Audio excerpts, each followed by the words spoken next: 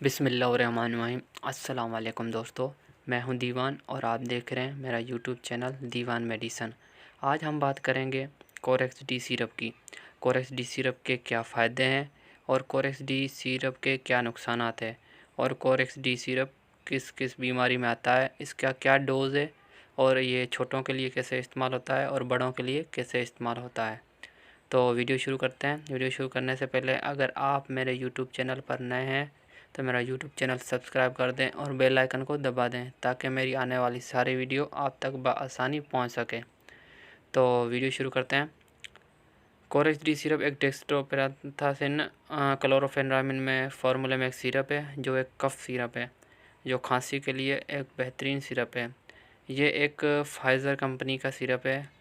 Pfizer company एक multinational company है जिसकी पोनिस्टान टेबलेट आती है, बेसोकोइन टेबलेट आती है, नार्वासिक टेबलेट आती है।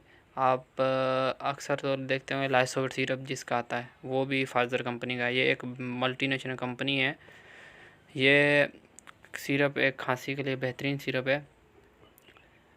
डी सिरप खांसी की वजह से जो फेफड़ों में दर्द होता है उसके लिए बेहतरीन सिरप है और कोरेक्स डी सिरप फेफड़ों के दर्द के लिए, फेफड़ों में जो रेशा वगैरह होता है खांसी की वजह से उसके लिए बेहतरीन सिरप है। कोरेक्स डी सिरप बलगम के लिए भी बेहतरीन सिरप है, जो बलगमी खांसी होती है उसके लिए भी बेहतरीन सिरप है। और कोरेक्स डी सिरप खुश्क खांसी के लिए भी बेहतरीन सिरप है। इसके अंदर 2-3 फार्मूले मिक्स हैं, उसकी वजह से ये बेहतरीन सिरप है। ये आता है। कोरेक्स डी सिरप 2 साइज़ में आता है, एक 60 ml है और एक है 120 ml में। ये सिरप बेहतरीन खांसी के लिए सिरप है। ये आप देख सकते हैं ऊपर लिखा भी हुआ है 120 ml एक है और एक 60 ml का है। एक खांसी का फूड पिक्चर भी दी हुई है। खांसी के लिए बेहतरीन सिरप है। अगर आप सारे सिरप आजमा चुके हैं तो ये सिरप आजमा लें, इंशाल्लाह आपको फ़र्क नज़र आएगा। अभी तो खांसी का सीज़न चल रहा है, बहुत खांसी है, लोगों को नहीं जाती, लोग बहुत शरबत वगैरह यूज़ करते हैं, नहीं जाती, तो ये कोरेक्स डी सिरप बेहतरीन सिरप है उनके लिए।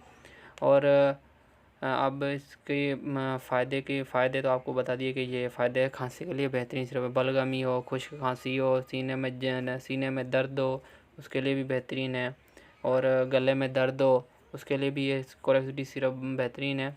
छाती में दर्द हो, बलगम की वजह से, खांसी की वजह से दर्द होता हो, गले में दर्द हो, छाती में दर्द हो उसके लिए भी बेहतरीन सिरप है।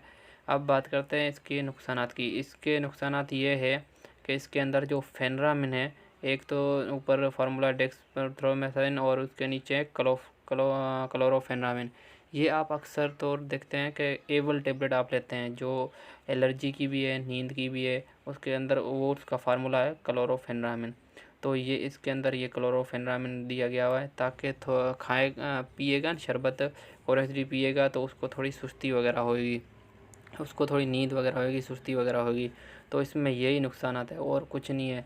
अगर आप एक शरबत या 2 शरबत पीते हैं तो उसका कुछ नहीं है। अगर आप 2, 3, 4 या पीते हैं तो इसका आदी भी बन सकते हैं।